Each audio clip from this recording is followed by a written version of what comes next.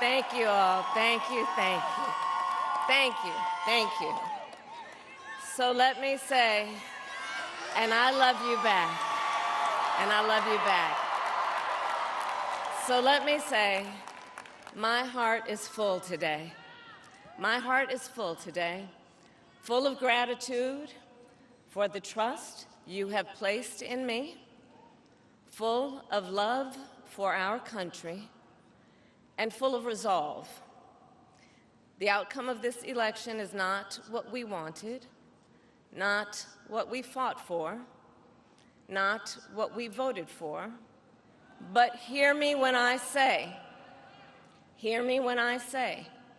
the light of America's promise will always burn bright.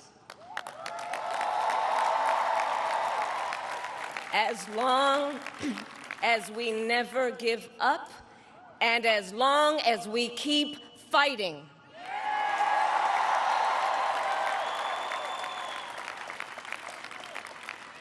To my beloved Doug and our family, I love you so very much.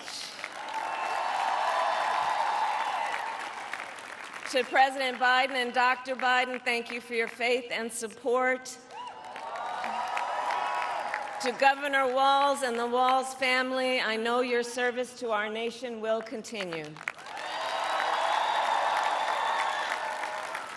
And to my extraordinary team, to the volunteers who gave so much of themselves, to the poll workers and the local election officials, I thank you all. Look, I am so proud of the race we ran, and the way we ran it, over the 107 days of this campaign. We have been intentional about building community and building coalitions, bringing people together from every walk of life and background, united by love of country, with enthusiasm and joy in our fight for America's future. And we did it with the knowledge that we all have so much more in common than what separates us. Now, I know folks are feeling and experiencing a range of emotions right now.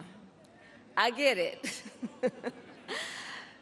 But we must accept the results of this election.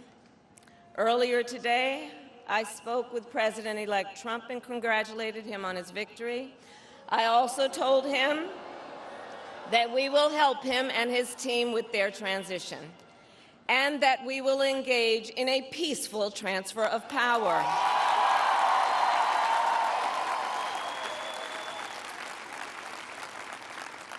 A fundamental principle of American democracy is that when we lose an election, we accept the results. That principle, as much as any other, distinguishes democracy from monarchy or tyranny. And anyone who seeks the public trust must honor it.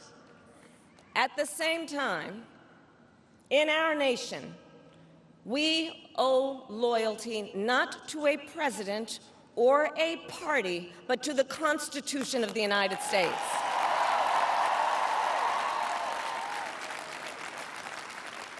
And loyalty to our conscience and to our God.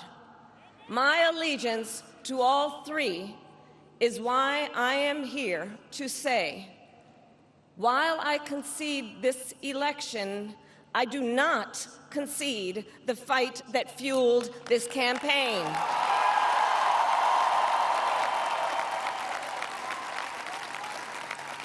The fight for freedom, for opportunity, for fairness, and the dignity of all people. A fight for the ideals at the heart of our nation, the ideals that reflect America at our best. That is a fight I will never give up.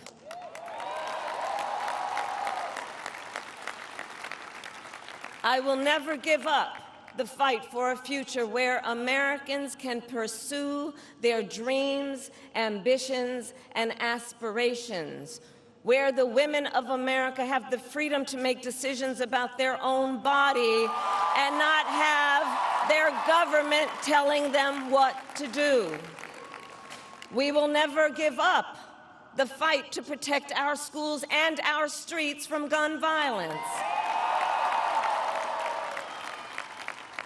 And America, we will never give up the fight for our democracy, for the rule of law, for equal justice, and for the sacred idea that every one of us, no matter who we are or where we start out, has certain fundamental rights and freedoms that must be respected and upheld.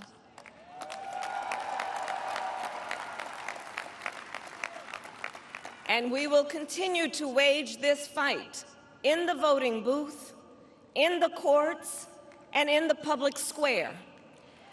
And we will also wage it in quieter ways, in how we live our lives, by treating one another with kindness and respect, by looking in the face of a stranger and seeing a neighbor, by always using our strength to lift people up, to fight for the dignity that all people deserve. The fight for our freedom will take hard work, but like I always say, we like hard work. Hard work is good work. Hard work can be joyful work. And the fight for our country is always worth it. It is always worth it.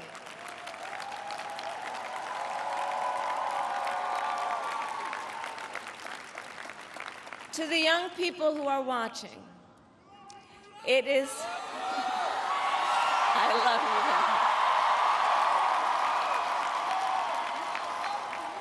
you. To the young people who are watching, it is okay to feel sad and disappointed, but please know it's going to be okay. On the campaign, I would often say, when we fight, we win. But here's the thing. Sometimes the fight takes a while. That doesn't mean we won't win. That doesn't mean we won't win.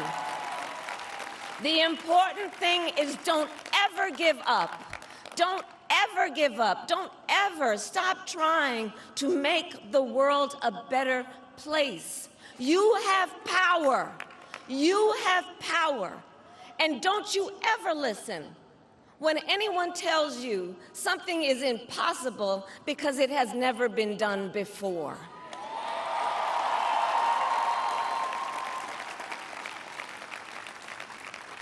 You have the capacity to do extraordinary good in the world. And so to everyone who is watching, do not despair. This is not a time to throw up our hands. This is a time to roll up our sleeves.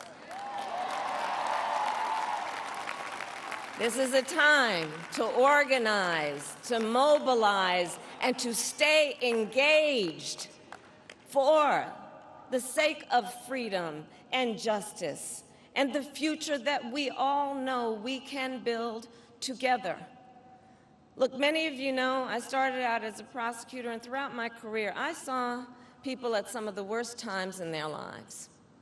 People who had suffered great harm and great pain, and yet found within themselves the strength and the courage and the resolve to take the stand, to take a stand, to fight for justice, to fight for themselves, to fight for others. So let their courage be our inspiration. Let their determination be our charge. And I'll close with this. There's an adage an historian once called a law of history, true of every society across the ages. The adage is, only when it is dark enough can you see the stars. I know many people feel like we are entering a dark time, but for the benefit of us all, I hope that is not the case. But here's the thing, America, if it is, let us fill the sky with the light of a brilliant, brilliant billion of stars. The light of optimism, of faith, of truth, and service.